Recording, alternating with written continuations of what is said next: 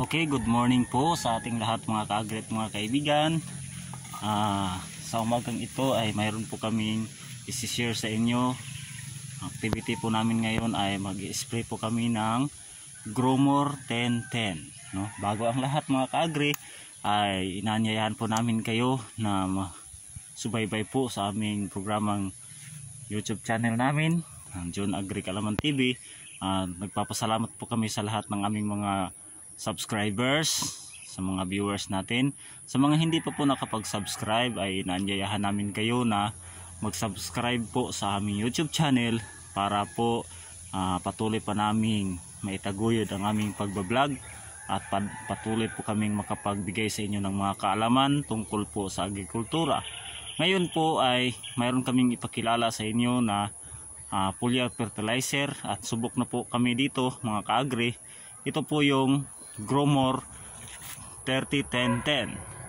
Tapos kapag ang halaman po natin ay nagsisimula pa, bago po natin na ito po yung ang edad ay 7 to 15 days ay pwede na tayong mag-apply ng Gromor 301010. Ang dosage po nito mga ka-agri ay ito po yung ano niya, yung interval ay nasa 10 days ang interval po natin. Yung rate po sa atin pong bawat 16 liters po na ilalagay ay nasa 6 tablespoon, no? 6 na kutsara mga ka-agri sa isang 16 liters na ganito na knapsack sprayers. Tapos i-dissolve po natin siya sa timba bago natin ilagay sa atin pong knapsack sprayers. Ito po ay powder, no mga ka-agri. Ito po isang kilo, no?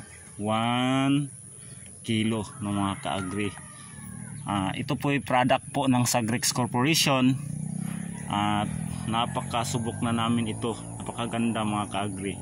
Kaya po inanyayahan namin kayo na sa ganitong edad po ng ating mga tanim ay pwede nating applyan ng Gromor 301010 ng mga ka-agri. At yan lang po ang maikli naming idea, kaalaman tungkol po sa pag-aalaga po ng mga halaman gaya ng aming sitaw. God bless po sa ating lahat at magandang umaga uli sa inyo.